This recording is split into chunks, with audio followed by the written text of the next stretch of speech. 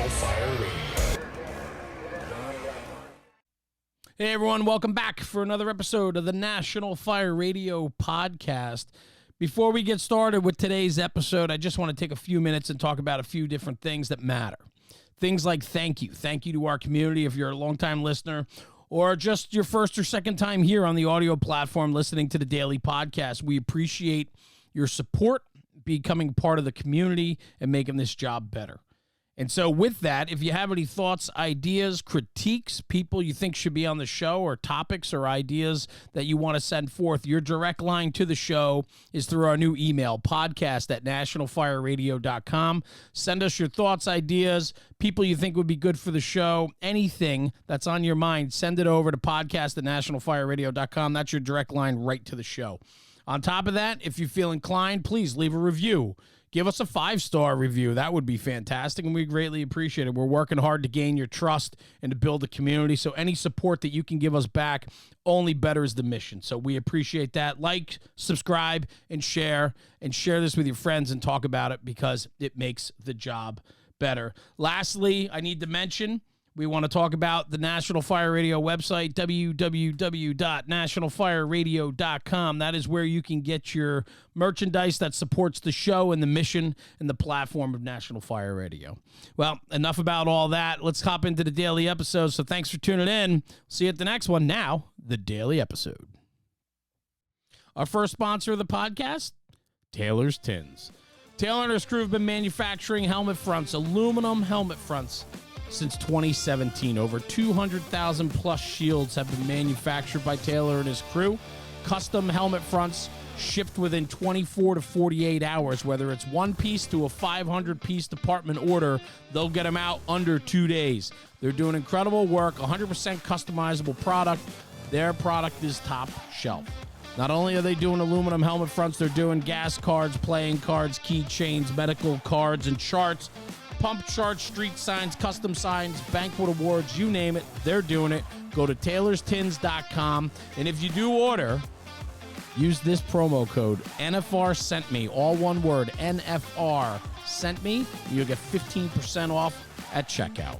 That's because we have a strong relationship and friendship with Taylor from Taylor's Tins. They've been a longtime supporter of the National Fire Radio platform, and I appreciate their support and friendship. Without further ado, the daily episode.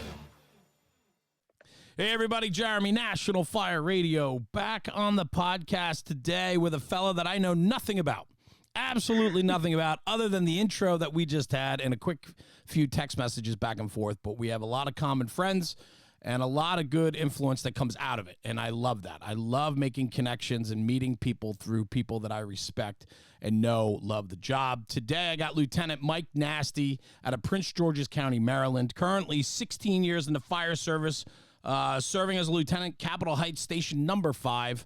On top of being a fireman and loving the job, he also now has a podcast and social media platform called Tip of the Spear Leadership. He's doing good things. Mike, thanks for joining me, man. Hey, thanks for having me. I appreciate it. Yeah, absolutely. So we got connected through a mutual friend, which is fun. And I love when guys reach out and said, hey, you should meet this guy. You should meet this guy. I get it all the time. Like probably every single day, somebody's like, hey, you should reach out to this guy. You should talk to this guy. This girl's awesome. She knows what she's doing. So it's a lot of fun to meet people, but it's hard for me to, well, you got to put a lot of trust in your friends because they're vetting people for you, right? Like the intent of the podcast is really to put on great people that are in love with the job that have a great message to share. And so I did a little bit of homework, checked out Tip of the Spear. I thought it was really good. I think you're doing great things. I think you have 3 episodes in now on your podcast. The love and compassion you have for the job is certainly prevalent in your message. And so here we are, man, joining me today for a quick podcast. And what's cooking, man? What's going on in the world of Mike Nasti? Hey, thanks for having me. I appreciate being here. It's an honor. That was quite an introduction. You gave me some big shoes to fill. I appreciate that. I love the intros. I love building people up, and then let's roll. Right? It's fun. Yeah, definitely. And I'm kind of like, oh man, big shoes to fill. No shoes at all. And I know who referred me, and sure. Frank's a good guy, yeah, and I definitely appreciate that. So something good's going on, I guess. You know, to be impressionable enough to for him to reach out to you and bring my name up, that's very humbling, and it's an honor. So for me, what I got going on is my kid's turning 6 on Wednesday. Cool. Pretty excited about that. Going to surprise him at school with some lunch, and Nice. it's going to be some good father-son time. I'm really looking forward to it. How much does he look up to you as a father and as a firefighter, right? Somebody that loves the job. You're balancing family, you're balancing the firehouse. My kids are a little bit more grown now, so they could, care less about who I am and what I'm doing. They're in that stage right now as teenage girls. Mm-hmm. For you, 6-year-old, I mean, incredibly impressionable. What is that like? Oh yeah. It's, I'm telling you right now, and if you said you've listened to a few of the episodes that I have, I feel like I bring him up once an episode at least.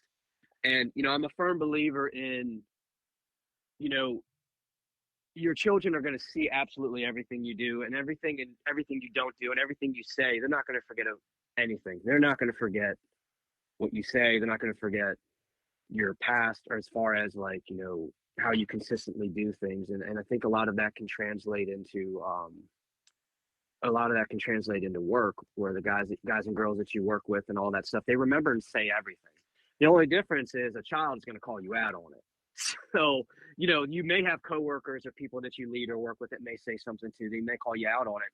But one thing that I've learned is no matter where you go and what you do, how you handle yourself and being honest, being truthful, being consistent is incredibly important. And I learned that from my son. So, he sees everything that I do. They FaceTime me every morning. They'll FaceTime me at night to say hi. He says hi for like 5 seconds and he wants to see fire truck, right? Sure. Every child loves the lights and sirens. Every kid, I think, they always say, a lot of these kids, I'd say if you wrangled up a group of them and say, hey, what do you guys want to do? A lot of them are probably going to say firefighters, police, and all that, because I think children are taught, at an early age to look up to us and to, through fire prevention, all that stuff through the school system and just through life in general, they interact with public safety because we are such a large presence in communities, and why our presence in communities are so important. Whereas, he sees those things. So now he's associated. It took him a little while. He's like, well, wait a minute. All that is him, my daddy. My daddy does all that. This is awesome. And he loves it. He talks about being a firefighter all the time. He talks about, hey, let's ride fire trucks together. I made the mistake one time when he was a lot younger of, I had a few things I had to do and I was just really busy. And for some reason, I don't know why I did. I plopped him down. I was like, here, play with your 8 million fire trucks that you have. And I put YouTube on of just random fire trucks going up and down the road. And he's been obsessed with that kind of stuff ever since. Yeah. So, yeah. He's it's never really left. And, so he has like an old hat I have, like he has like this helmet that I used to use that he can wear so tight. I mean, the ratchet has to get super duper duper tight, but it can stay on his head. So he'll run around and play fireman. Then he'll talk to his other friends and, hey, let's play fireman. This is my daddy does at work. And like, you can tell, I mean, obviously I'm the center of his world, which is awesome, but it's a little extra special. But extra special because of the fire department thing. Well, yeah, but it's also because of you.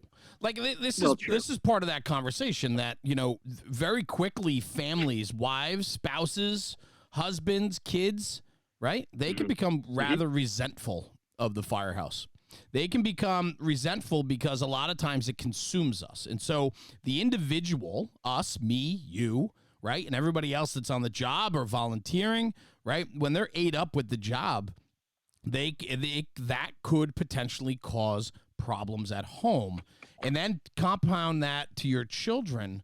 If the job is taking you away from your children and you're not making every effort to include them, talk to them, FaceTime them, call them, text them, whatever age they are, it's about the individual, right? Because as much as children are enamored with the fire service, they could also fall out of love with it when their parents there all the time. It's the balance. Yeah, I mean, you also have, it's just like anything else. Like if you have kids with electronics, you have to have a balance of, when you can turn it off, right? So like I'll come home from work and, I'll be in my uniform. Hey, what'd you do? How was work? He'll ask me a bunch of questions. And then like, I will immediately go upstairs, take a shower, change, all that, come back down. And then I don't talk about work. We don't mess around about fire trucks. We don't do any of that stuff. It's all about him. So, I don't I used to listen to calls all the time when I was off, like through Pulse Point. I'm sure Pulse Yeah. Point's a popular Hmm. app, you know. But my thing is, when I'm going to be ate up or I'm going to do whatever it is, all of that's when no one's around during my time on my days off. But when my wife and my kid are home, everything's turned off and it's about them. No phones in your hand. No, he can have his little time with his iPad and all that stuff, and we'll play around. He'll be like, "Hey, I want to do this, this, or this," or "Hey, can we watch YouTube videos?"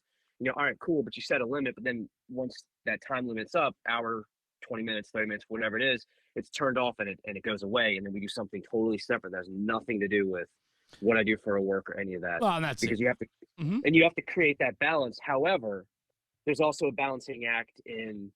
I mean, my kid thinks I'm cool because I'm a fireman. I mean, how awesome Sure. is that? Like, Absolutely. I'm clearly a superhero to him. Clearly, it's the bee's knees, the best thing since sliced bread to him, and I want to feed those fuel or feed those flames, because I didn't have that a lot with my dad when I was younger, right? Yeah. I had it for a little bit. It just kind of things happened and it just ended. It just didn't go that way anymore. But now everything I didn't have growing up as a kid and all those things I have with my kid. So yeah, like, do I want to have that balance? Yeah, but you know what? I'm going to stoke it a little bit extra, because the core memories of this, when he's that young, he's going to remember these things, and to me, that is incredibly important, to have that bond that a father and a son have, right? Because you don't have to be. Anyone could be a father. Excuse me, a dad.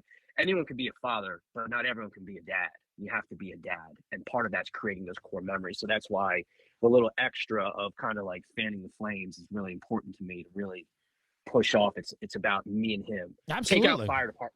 Take out fire department. If I played, professional baseball, it would be baseball, right? Whatever the subject is, fundamentally, it's about creating that bond and those memories with your son that a father and a son have. That's just, um, they're important for life. That's what fuels me.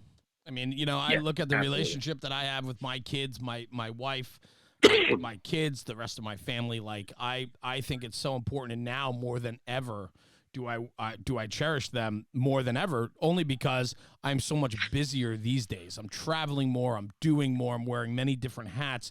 My time becomes Sure. limited, so the time that I do have, right outside of my Hmm. profession and what I'm pushing myself to do, which is important too. Sometimes you have to be a little bit selfish, take care of yourself, because you have to be in a good place in order to give your best to everyone else around you. And so sometimes you got to be a little bit selfish. And I'd love to hear your point of view on this, especially from the leadership aspect. But I truly believe that sometimes you got to be a little bit selfish and have yourself in a good place so that you can give your best to everyone else around you, whether it's your family, your crew, your coworkers, whoever it is, right? And so for me, like, I dive in all in with my kids when I can, when I'm home, when I'm here, when I'm available, and even when I'm traveling. If the ability arises to talk to them or just to send a quick message or phone call, it matters. No, absolutely. Yeah, I totally agree. And I in a recent promotional process I had, that I learned a few things as far as like different leadership styles and tactics. And one of the authors of one of the books is Frank Viscuso, and one of the quotes he has is probably one of my favorite quotes I've had in a very, very long time. And I think it's something that I've probably said, a lot. And the quote is, um, "A leader of one can become a leader of many. If you can't lead one, you can't lead any." And that's by Frank Viscuso. And I mean, that hits the nail on the head, right? So if you could go out there and try and be the absolute best officer, firefighter, because again, leadership's not about rank or title. Leadership's about how you carry yourself and how you act. Um, and I think that you know if you're not in the best place to do the best job, everyone's gonna suffer from it, right? If you come in as an officer and you have a ton of stuff going on in your home life and you're just not there mentally, or if you're a dad and you're having terrible time at work and your terrible time at home, how can you be a good officer or a good dad, right? If you prepare yourself and you're in a good mental space, have everything good at home, you're ready to go, and you yourself are at your best. You're firing on all cylinders, and you're in your prime ready state to go and enact and do your job. Then you go in and you're going to crush it. You're going to conquer everything. But again, If you can't take care of yourself, you're never going to be in the best position to be the best leader possible in whatever it is that you're leading at all. It's just not going to happen because you're only going to be able to give 60% of yourself, Yeah. 70% of yourself. Uh, So your true potential is not there. It's just not there. 100%. And that's why you got to be able to check everything at the door when you arrive. And unfortunately, today, more than ever, as dialed in as we are today, it is more and more difficult to check our personal lives at the door when we walk through the house, walk through that threshold at the firehouse. And that is a topic that I think needs to be talked about a lot more when we got to really look at the mission of what we do and the mindset and physical condition we need to be in when it's time to go. And, we now more than ever have the ability to carry in all the baggage of life that comes through the threshold of the firehouse with us, because a lot of times we keep everything in our life that's right in our pocket. And it's our phone.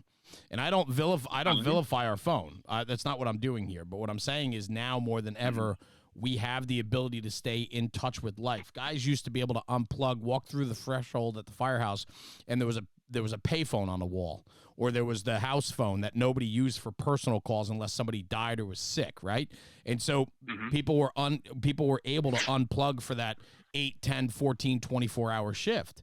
And now today, there's plenty of abilities to be in touch and in tune with your outside world. And so the firehouse then becomes, or your regular life becomes, a distraction within the firehouse. Yeah, detachment's totally important. Detachment is something that you need to be able to do when you're making decisions as well. I don't like cliche quotes and cliche things, but everybody knows who Jocko Willink is, and his biggest thing he talks about is detachment. Because if you're so involved, you can never get that 3,000-foot picture. Right. Right. And so you have to, right? We're over, as a society, you're oversensitized. You can't, trying to think how to say this. You're so desensitized to everything with overloading of social medias and the internet. Everything's at your fingertips, right? Everything and anything you could think of is on your cell phone, and that cell phone stays on you everywhere you go. So there's no you're so desensitized to everything. It's not like, oh, well, I haven't been to the firehouse. I mean, whatever shift you work, I work 24/72. So it's not like it used to be when I was young and new in the department, where I don't know what's going on because I'm not around. I don't talk to people because text messaging isn't what it used to be. We used to have the Nextel chirp, Sure. the talk to, oh yeah, I'm talking about direct. Of course, that's how we used to get a heads up on jobs. Are you kidding me? The yeah. alert would go off, and we're out of the chair before you know it. Yeah, exactly. So you had that, but it wasn't what communication is now, where there's Instagram, Facebook, all those things of direct messaging. There's communications everywhere, right? So you can stay in contact with everything. I could pull my phone up right now and figure out what 90% of the people that I probably talk to on the regular have done in the last 24 to 48 hours, for the most part. That's right. Right. So you don't create that draw. I still think there's always going to be people loving the job, but I don't think there's going to be that, all right, cool. I leave work, whatever. Now I come home. There's nothing else in front of my face anymore. Now it's just home and whatever I'm doing at home. And then maybe, some guys that I talk to on the phone every once in a while, we'll chit chat or whatever, but not to the volume in which you can pull up on your cell phone and social media. Right. So yeah, go ahead. I was gonna say no. I mean, I was at the end of my sentence, but what I was saying was, now you don't create that draw and that desire, because I mean, just like anything else, the absence can be very, very loud, and I equate that to so I play in a bagpipe band, Yeah, right. And one of the drumming instructors, the best thing he ever told me was, they can't miss you if you're gone. You can't miss the fire department if you're not gone from it and you're on your cell phone and it's in front of your face 24/7, right? So it was a pretty good analogy that drumming instructor gave me, was, they can't miss you if you're not gone. You can't miss the firehouse if you're never really gone from it, because it's in front of your face. Yeah. All the time. Yeah. So let me ask you this. You brought up social media. You brought up a couple other things that I find very, very interesting, right? So, diving in the way you have on leadership, right? You've mentioned Frank Viscusco. You've mentioned Jocko. And I'm sure there's a lot of other types of leadership influences that you've read about, talked to, interviewed, had a beer with, whatever, right? Informal, formal, there's all different types and so on. What kind of sets you on that path that you you wanted to tackle it yourself. Because tip of the spear, right? So what you've done is you've created a podcast, right? A couple episodes in now, interviewing, and in your words, create a movement of strong, competent leaders, interviewing public safety, military, and business leaders. Talk to me about that. Where does all this come from? How did the foundation of this go? Where in your career did you come to realize that leadership, mentorship, where did this all become so heavy for you that you felt you wanted to go all in on it? Yeah, so I mean, it's been probably about 10 years ago. I made a mistake. I did something kind of dumb on social media, and the people that know me knew what happened. And I'm not going to get into crazy details, but it fire department culture and society of the fire department. I don't know if that's the right way to say that, but everybody knows everything, and no matter what you do, you're going to be judged. People are gonna talk about it. You do anything, you're not gonna get away with crap, right? Everyone's gonna know everything, and the worst part about it is the truth is rarely out there, and what reality is rumors and people talking and the telephone game and telephone, tell a friend, tell a fireman, that kind of stuff. Everybody Right. talks about everything, and over time, just like the telephone game, everything gets twisted and everything goes into a weird spot. Sure. So the long story short, it was very what I did was stupid. I got myself in a lot of trouble and I created a lot of headaches for myself. And, I was like, all right, well, whatever. I don't care. I made a mistake. I'll just move on. But what I ended up not learning and not realizing until many years later is your reputation will always precede you no matter where you go. And you could do 110 things right. You could have a career fire that's national newsworthy. And now, people are alive because of you, but they're not going to remember that. They're going to remember the mistake that you made. That's They're right. going to remember there's other things, right? And that's okay. For me, it's okay because, the mistake I made and the reputation it created and the issues that I had in my career were all because of my own doing. And I have no one to blame but myself. The only reason why I'm standing here in my shoes with this situation that I'm talking about is because of me. And you know what? I have no one else to blame. All I can do is work on it. And it's humbling. It's like, you know what? All right, cool. I made this mistake. I'm going to work through it. I'm going to persevere and I'm going to move on. But there's no way you felt that way from the second you realized you screwed up. Right? Yeah. I was going to say, so that was, almost a little over 10 years. Well, probably longer than that now. Might have been like closer to 13 years ago. I don't remember the exact date, but anyway, that's not here nor there. The whole point is I took it for granted. Looking back, I take it for granted. I was like, yeah, whatever. I don't give a shit. I don't give a crap. Like, I'm just going to do whatever I want. I'm young. I'm stupid. I'm going to have fun. You don't like me. I don't care. I'll just go to work and I'll go home. I don't got to be here 8 days a month. I don't care. Right. Fast forward as I start moving on and I'm like, all right, cool. I think I want to get promoted. I think this is something I want to do in my career. I hit that 8-9 year mark. I get promoted. Walk in day one. Well, everyone's going to listen to me. I'm a lieutenant. They're going to do what I say. Wrong. Oh, and by the way, the only thing people are talking about is, well, you got promoted. Weren't you the guy that did that weren't you the guy that got in trouble for social media? Yeah. Oh, yeah, that was me. Yeah, I did that. And that created a ton of problems. And then I had a terrible attitude about it because I was getting a bunch of issues, right? Fast forward a few years of that, get into leadership under fire.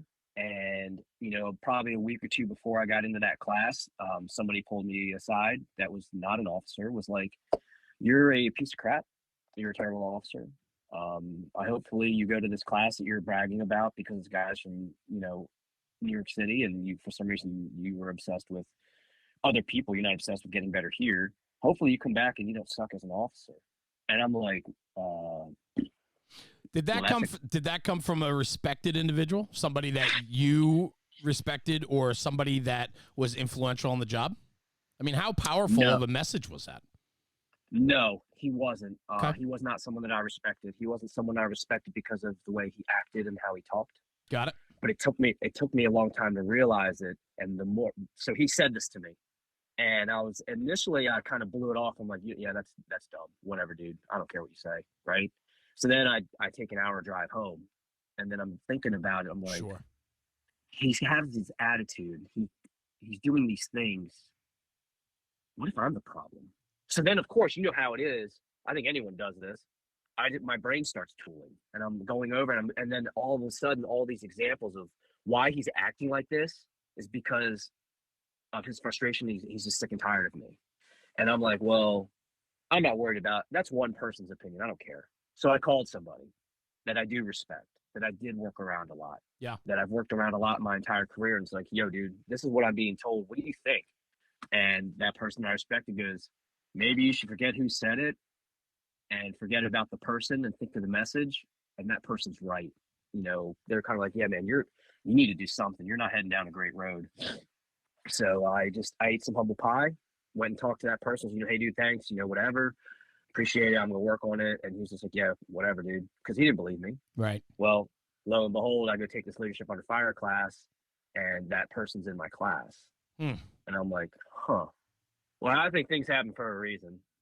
Things got to happen for a reason, right? I believe it. And so, you know, I was just having a lot of issues and stuff with being an officer, and I went through a lot of years of just frustration. And you know, I did the class, and I just did a bunch of trial and error, and I went and worked with a crew. And long story short, my entire crew, because we do a bid system on seniority, so like if they have a position that's open and they're like, all right, hey, this position's open, then based on seniority you bid, and if you have the most seniority, you're awarded the position. Right. So my entire shift bid off of my shift. The entire crew bid out of my shift. This is a separate assignment than my first assignment.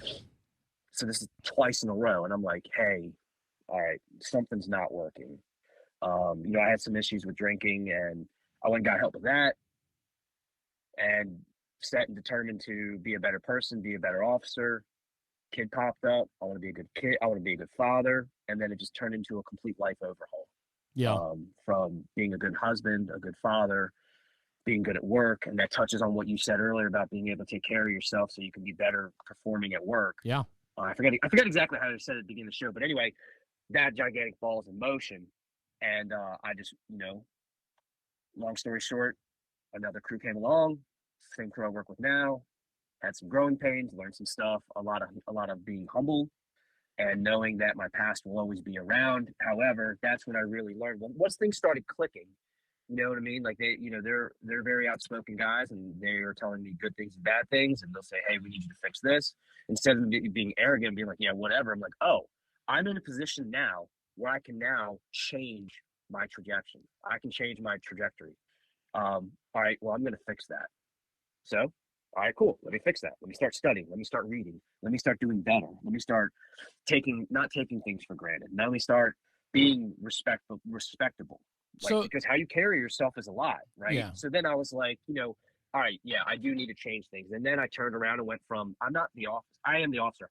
I'm not the one that will be leading the way on everything. I am going to start studying and start working on my leadership skills and being a good leader Yeah. and a good officer. Yeah. I'm back at square one as a rookie officer, and I need to overhaul everything in my life and overhaul my style and how I do things. And when I sat down on that, I said, here's day one.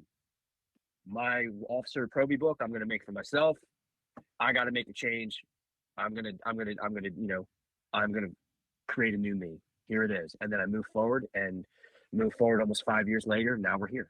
So let me ask you. This is wow. I mean, first off, thank you for sharing that.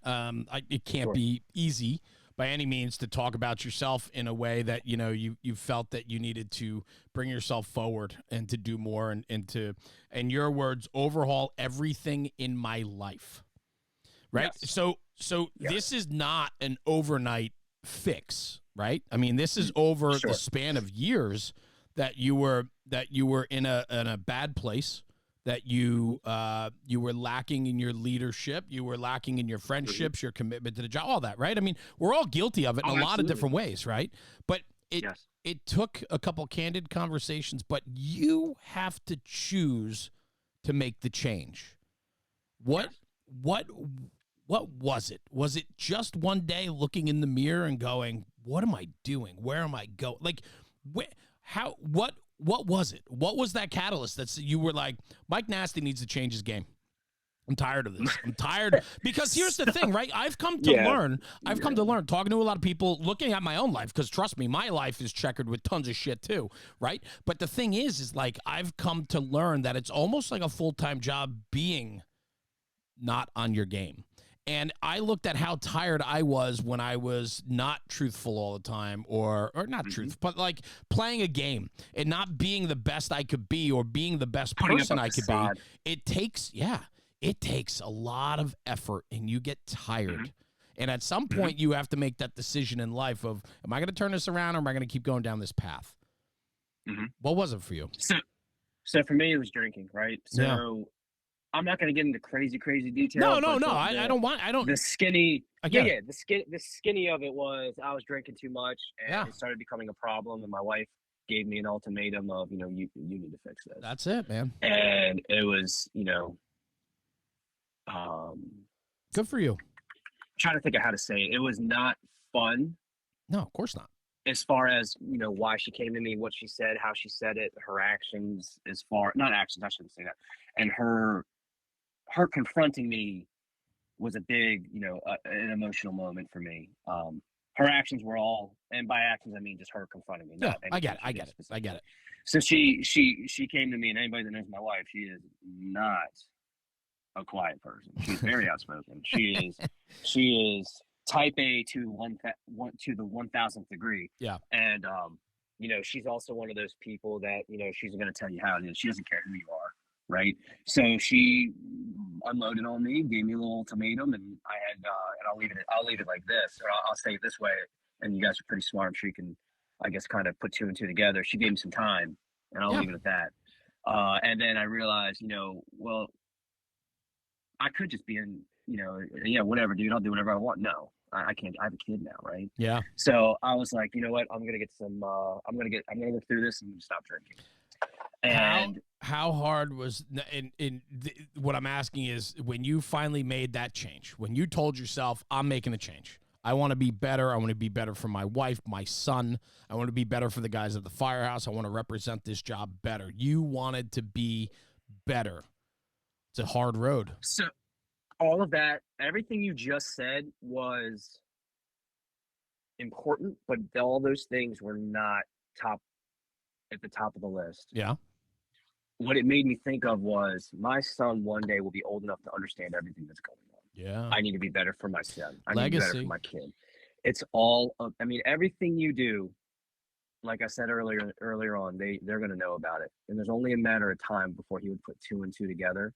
And I'll leave it at this. I don't want history to repeat itself for what I went through. And that's kind of where I was taking this, right? That was the whole point of that, right? Yeah. So I said, you know what?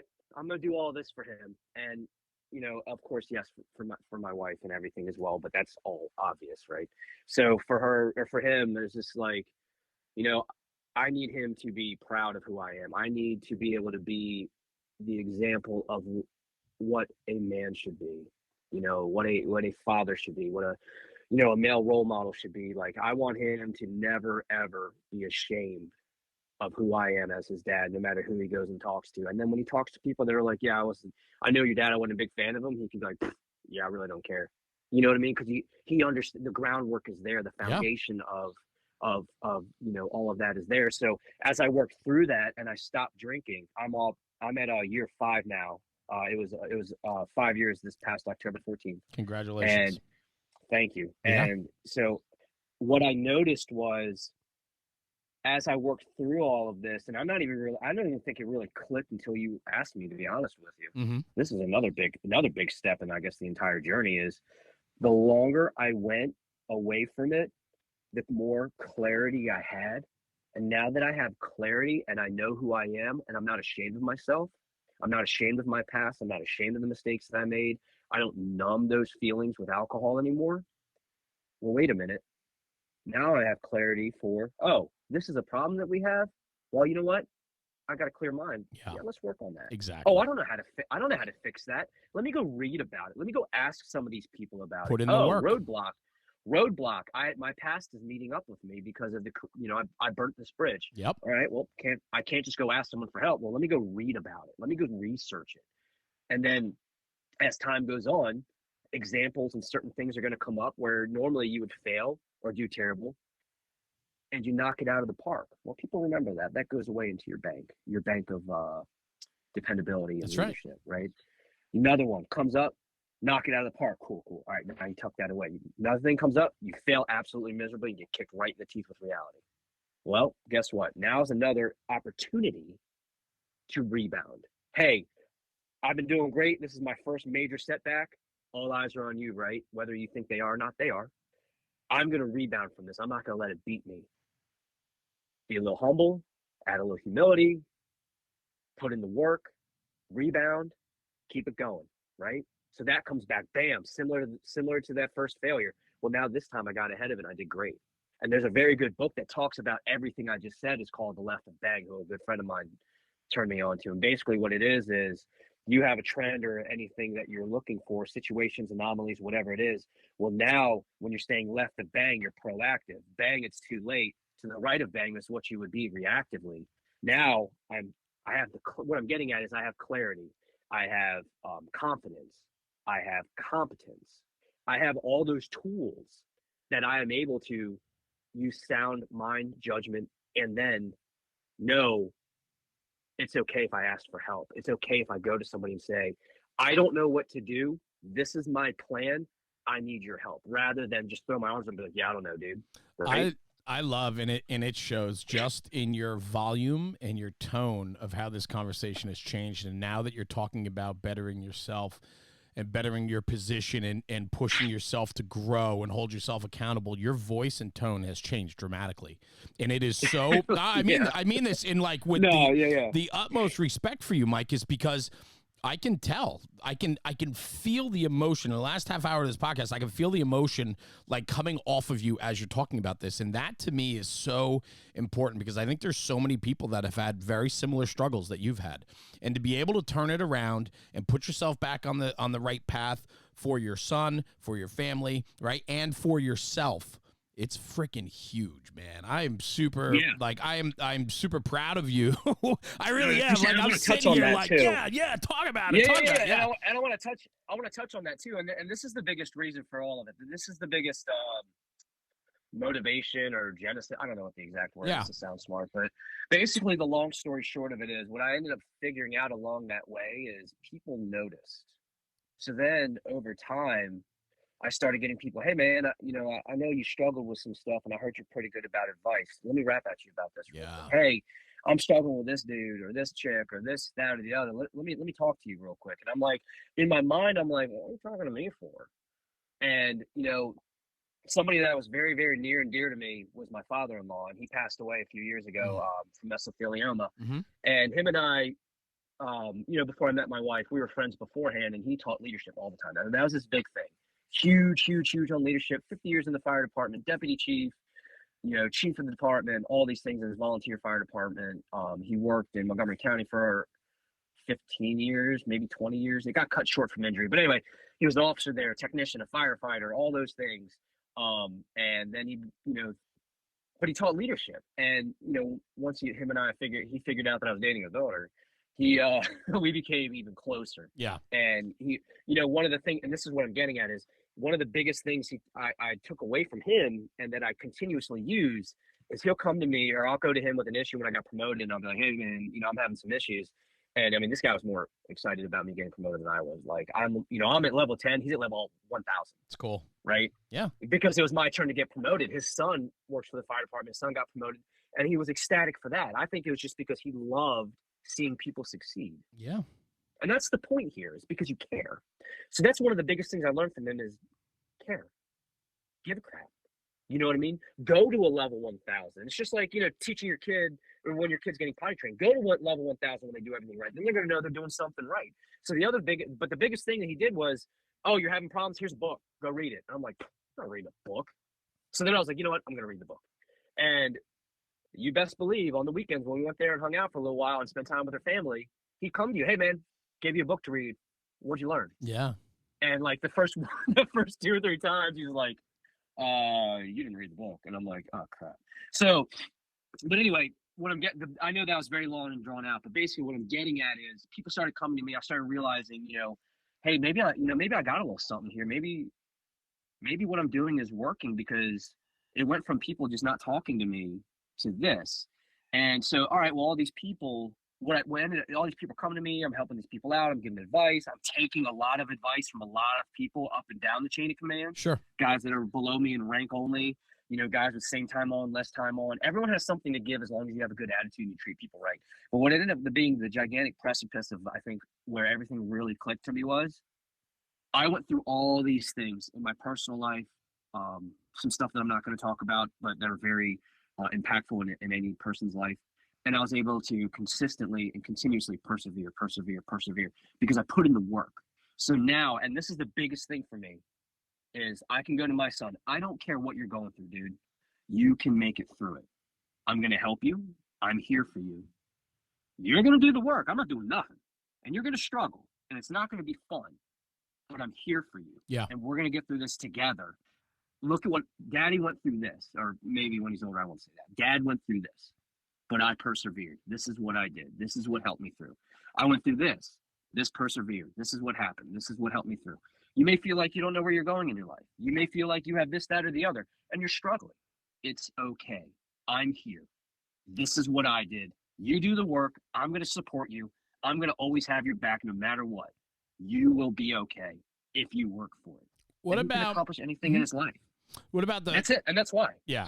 No, it's huge because what I'm getting, like where I can see this heading right in this conversation right now is decisions made early on can be repaired. You talked about reputation, right? I think you've even mentioned, I think I picked it up somewhere else. You said how you carry yourself is how you're perceived, whether you have 3 years or 30 years, right? And it Absolutely, takes, yep. yeah. And so, it takes, you can have a career worth of achievement and one bad day, and that bad day will haunt you for the rest of your career. But for you, you've had some darker days, but you've been able to dig out from them. And as much as those things don't go away, you can help your reputation and you can help build yourself back up. But you have to make that decision to get up, brush yourself off, and prove to those people that you made a mistake, but I'm bigger and better than that, and that's where I'm headed. It's all about attitude. You got to have the right attitude. Right. You could, you're going to walk in, and that's the nice part about the fire department, at least in my opinion, is people could have stuff against you. People could not like you. And you know how they treat people they don't like or they don't get along with, they don't have anything to do with? They don't talk to them. So what a better way, in my opinion, to have the opportunity to adjust your attitude. Yeah. You guys don't want to talk to me. You don't want to, and I'm not saying me specifically, but I've been through this. Sure. You walk into a room, you can read the room. The tension is there. The tone is palpable if you're smart enough to look for it. Yeah. If you're smart enough to think for it. And you know what? Hey guys, how you doing? Knowing damn well they don't like me. Smile, be polite. All right, cool. Hey, whatever. Hey, I'm here to work today. What am I riding? Whatever. Oh, you're doing X, Y, Z. All right, cool. Thanks, man. I appreciate it. And just be polite. You know what I mean? Let it go. And now I know I'm going to work on it. Whereas they know that they don't like me, or I hate to say it like that, but my actions created this environment, which it has, and you have to own it. And there's going to be people that no matter what you do, it will never change, and you have to write that off. It is what it is, and all you can do is just look forward and keep it moving. Let me ask you, let me ask you this. Tip of the spear, your podcast, your social media platform, right? Mm-hmm. Is that part of your therapy? Oh, yeah. I mean, geez. So, we can get into that. So a while ago, I had a lot of frustration with a lot of stuff, a lot of internal stuff where I was kind of like, I felt like I wasn't really sure where I was going with anything. And I was just kind of like, you know what? I'm having a lot of issues, not issues. I had a lot of issues coming into the fire department. I had issues with my leadership. And then I was kind of struggle busting with some people. I'll leave it at that. None of the people that I work with, just I was struggling with other people. And I'll say this again, the guys on my shift, they're just freaking great. They really are. They're second to none. So it's none of those guys, nothing of anyone I can directly work with. But I had some issues that were really frustrating me. And so I started writing a bunch of stuff down. I was like, and I just put it away. I didn't think about it. And a few days before Christmas, my mom passed away from cancer. She was sick for a long time. It wasn't unexpected, but we knew it was coming. But I mean, just like anything else, you're never really prepared for it until it happens. But with that was a bad situation where her and I didn't talk at all for years and years and years. She got sick. We started reconciling. I went and visited her. and I knew when I left there, that was going to be the last time I was going to see her alive. And, move forward, she passed, all that. I, I struggled with that a lot. Um, I really did. And so, um, it's this, all right, cool. Left the Bang, the book I said about earlier. Right. Things are coming back around. I felt like this before, as far as I felt like I lost some direction. I didn't have a lot to go off. I didn't know what to do. But I know I've been down this road and I don't want to go down that road again. So did some grief counseling over the phone kind of stuff through our peer support team. Like, hey, I need, I need to talk to somebody. I need to get some of this out. So the person told me, go find something and write about that you like. It could be you're a firefighter. You want to write about the fire department? Write about the fire department. You want to write about baseball? You want to write about your kid? Write about whatever you want. So I was like, all right, cool. And she's like, just call me. We'll talk next week and, whatever. Got to figure it out. And then I start writing and I'm writing and I'm writing and I'm writing. And the next thing I know, I have thousands, like, I didn't count them all, but I mean, well over 1,000 words. And I start reading a lot of it. And I'm like, some of this stuff's pretty decent. All right, cool. That felt really good to write about. Yeah. And then I went back to what I wrote before, and I looked at it, I was like, I felt really good when I was writing that. And I came back to work, first day back to work. I won't get into the details, but I hurt myself, so I was off for a few shifts. And I was just like, I got nothing to do today. A week later, while I'm off, I was like, I got nothing to do today. I'm kind of bored, just sitting around. I'm gonna go for a walk. So I'm going for a walk, and I'm walking, and I was texting a friend of mine. His name's Frank. He's a battalion chief out here in Frederick. And I was like, he's got a leadership page or a firefighter page that he puts up. I'm like, huh. I'm like, you know what?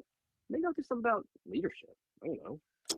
And I was like, kind of what I'm going through is pretty difficult. And, I was like, oh, all right, well, whatever. And I'll just make a page. So I made a page, made a post, and thought about something that was important, copy and pasted what I wrote from months and months ago, something that I wrote, copied, pasted, put it up, made a page. And I was like, I don't know what to call it.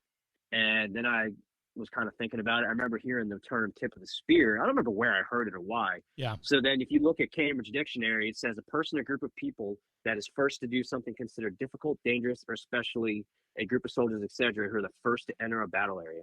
So I'm not in the military. I have nothing to do with the military. I don't even try to say I do. But I've never had anything to do with the military. But I thought about it, and I'm like, well, I do stuff that's pretty dangerous. And being a leader and being that person, you don't have to have any rank.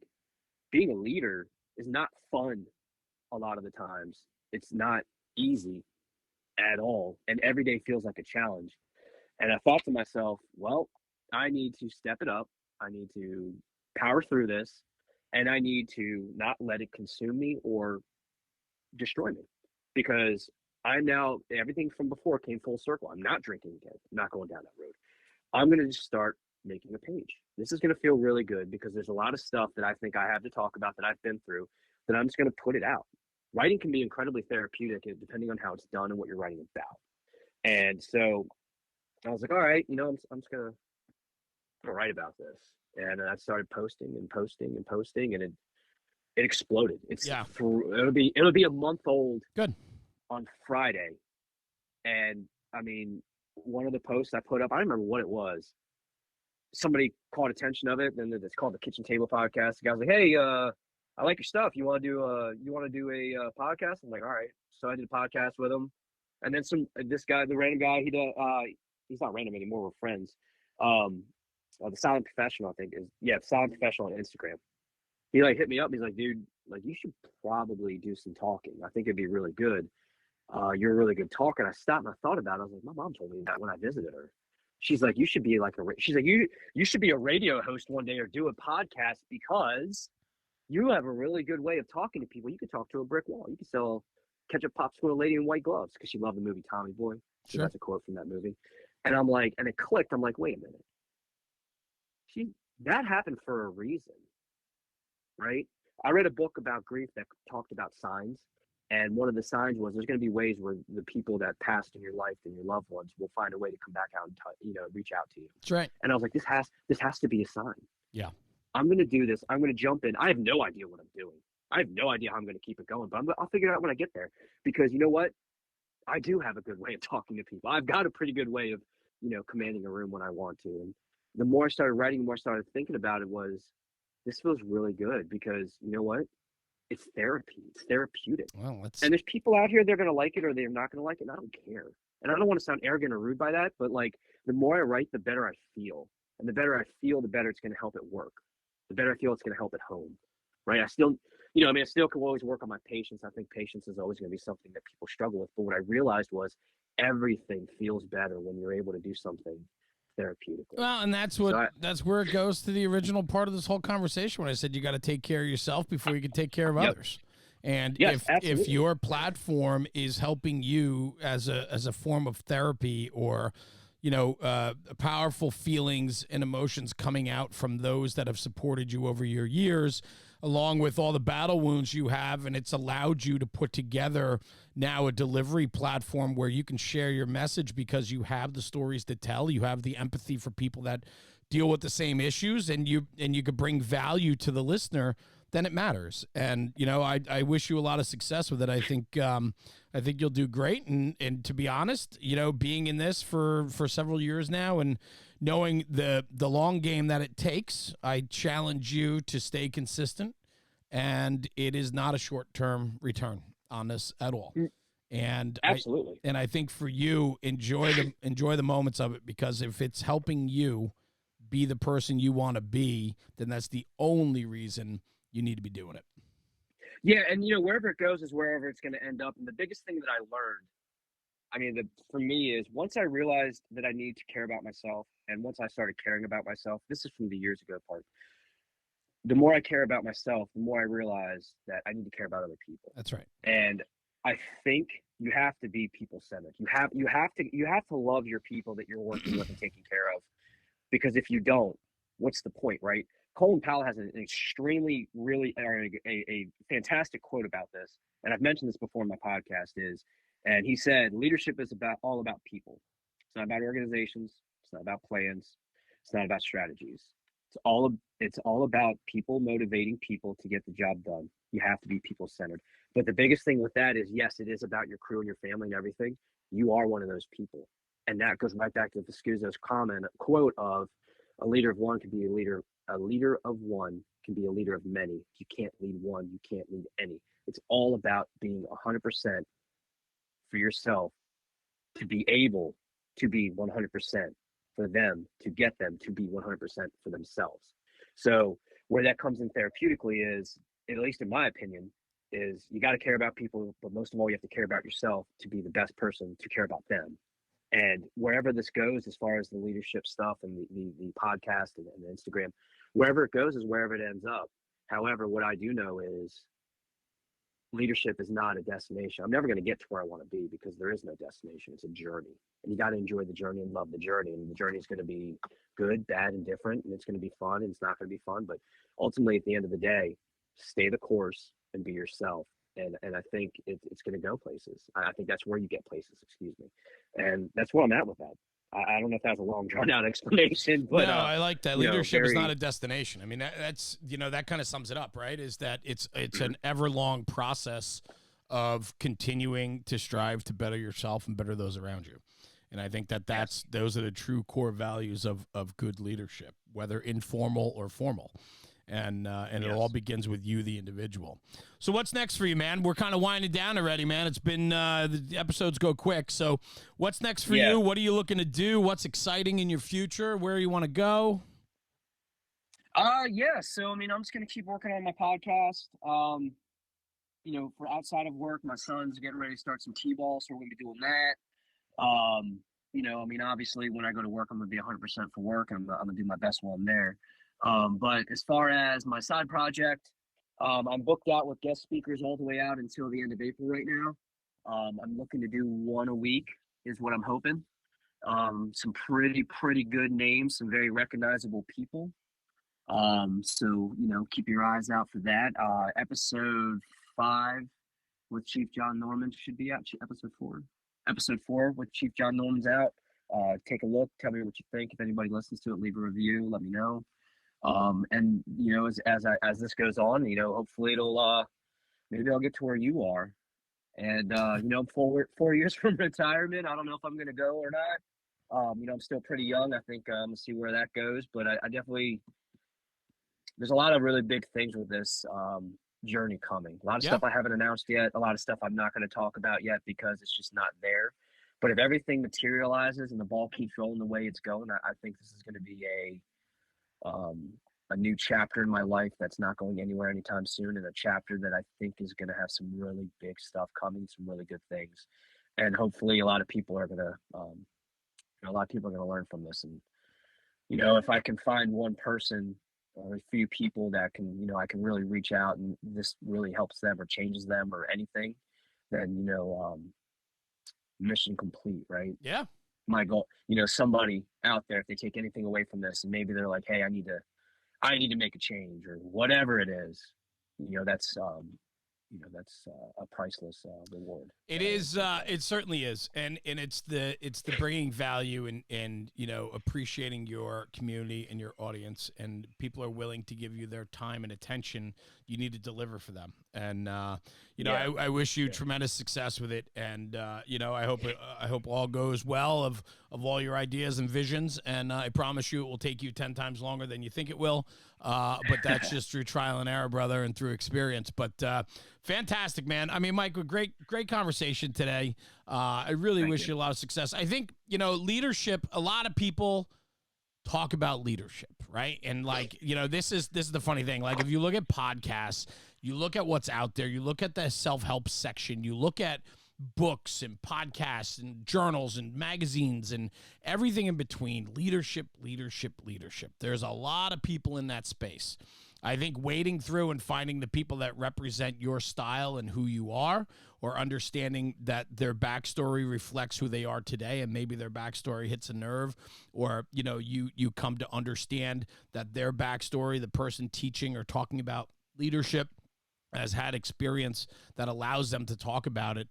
I think you have experience, and I think that you've been down several roads, and all those roads have now come back together to where I think you're allowed to talk about your experiences, which then promotes the betterment of yourself, your family, your job, and then ultimately the fire service, man. It's huge. So I wish you a lot of success. Yeah. I appreciate it. And, it's definitely one of those things where it's kind of in that position of I wish I knew then what I know now. Yeah, but And maybe it took that long to get here.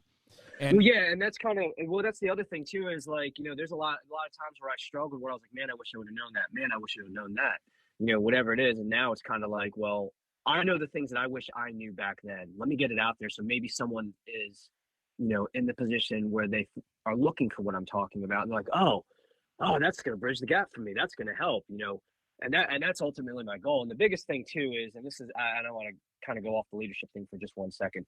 If you have a problem or you have something you're struggling through, or you need help, whatever the reason you need help is, reach out to someone. Don't be ashamed. Get help. Ask for help. Be honest and get what you need, because it will change your life. I'm a prime example.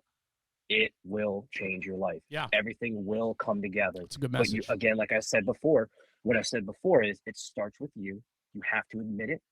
You have to, whether you don't have to go talk about it publicly, but you and you know the truth. Regardless of what other people, whatever you tell anyone else, you still know reality. Admit it, live or be about it, know it, be humble, and let it go and get your help, and don't be bashful, because nothing will ever change until you put the work in, just like anything else in life.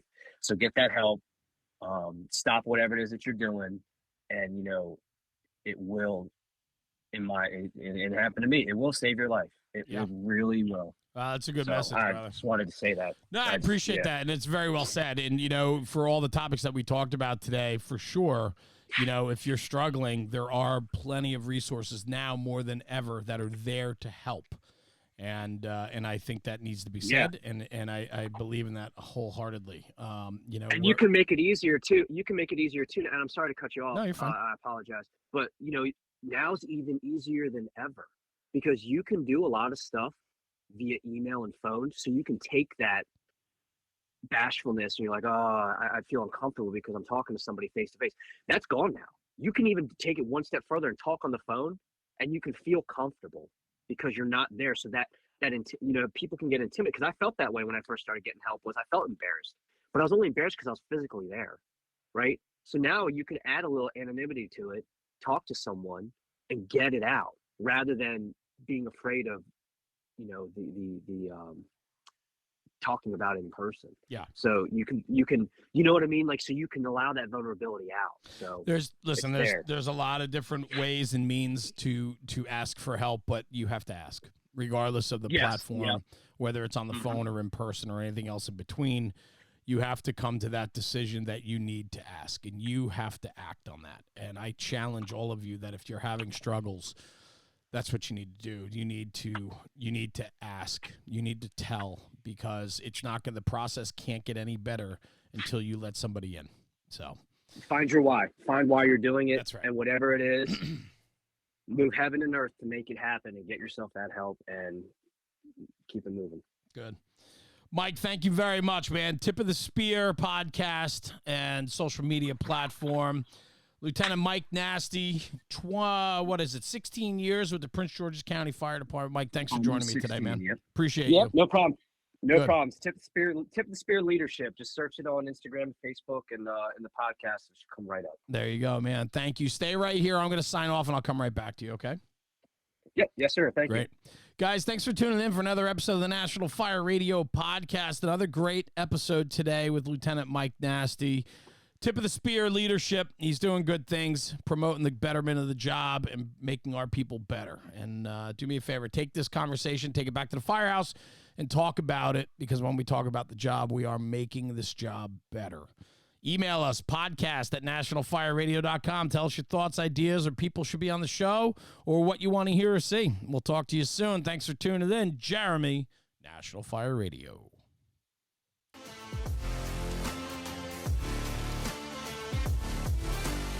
National Fire Radio.